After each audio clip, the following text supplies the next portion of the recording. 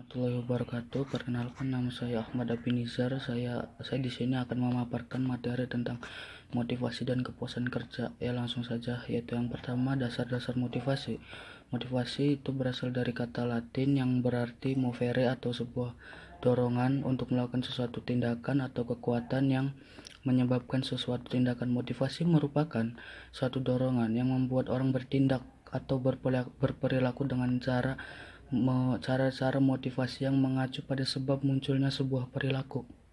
Dan kita akan masuk pembahasan yang kedua, yaitu berbagai pandangan tentang motivasi itu sendiri. Yang pertama yaitu model tradisional. Model ini mengisyaratkan bahwa manajer menentukan sistem pengupahan insentif untuk memotivasi para pekerjanya jadi lebih ke arah penggajian yang lebih baik gitu. Yang kedua yaitu model hubungan manusiawi, kontak-kontak sosial pegawai pada pekerjaannya ini sangat perlu, karena ini merupakan hal penting bahwa kebosanan dan tugas-tugas yang bersifat pengulangan adalah faktor-faktor pengurangan motivasi itu sendiri. Yang kedua yaitu model SDM. Model ini menyatakan bahwa karyawan dimotivasi oleh banyak faktor, tidak hanya uang ataupun keinginan untuk mencapai kepuasan, tetapi juga kebutuhan untuk berprestasi dan memperoleh pekerjaan yang berarti. Dan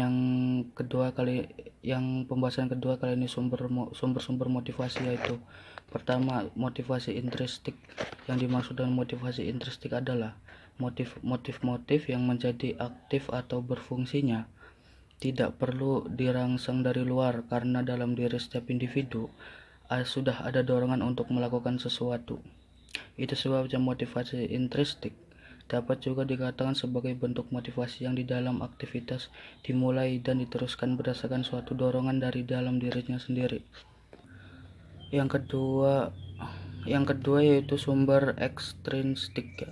Motivasi intrinsik ekstrinsik ini adalah motif-motif yang aktif dan berfungsi karena adanya perangsang dari luar. Motivasi ekstrinsik ini dapat juga dikatakan sebagai bentuk motivasi yang di dalam aktivitas dimulai dan diteruskan berdasarkan dorongan dari luar yang tidak terikat dengan dirinya sendiri.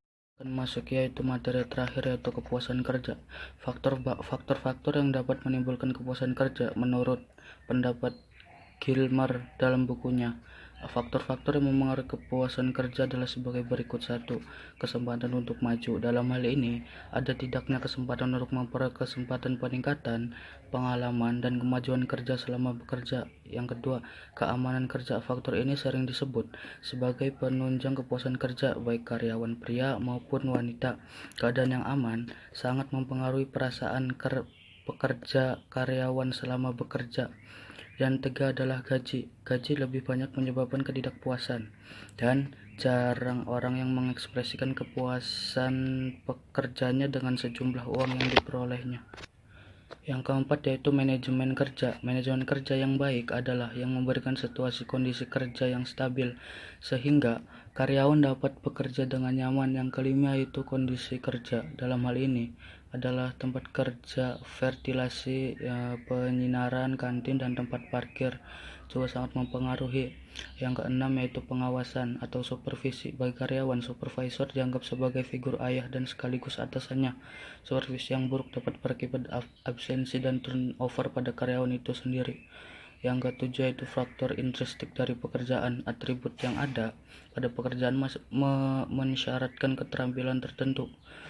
Sukar dan mudahnya serta kebanggaan akan tugas akan meningkatkan dan mengurangi kepuasan kerja para karyawannya. Dan yang ke-8 yaitu komunikasi. Komunikasi yang lancar antara karyawan dengan pimpinan banyak dipakai untuk menyukai jabatannya. Dalam hal ini adanya menyukai jabatannya, kesediaan pihak pimpinan untuk mau mendengar, memahami dan mengikuti pendapat atau prestasi karyawannya sangat berperan dalam menimbulkan kepuasan kerja itu sendiri. Dan yang ketiga yaitu aspek sosial dalam pekerjaan. Merupakan salah satu sikap yang sulit digambarkan tetapi dipandang sebagai faktor yang menunjang puas atau tidaknya dalam pekerjaan itu sendiri. Dan yang 10, fasilitas rumah sakit, cuti, dan pensiun atau perumahan merupakan standar suatu jabatan dan apabila dapat dipenuhi akan menimbulkan kepuasan tersendiri bagi karyawannya. Ya, sekian, wassalamualaikum warahmatullahi wabarakatuh.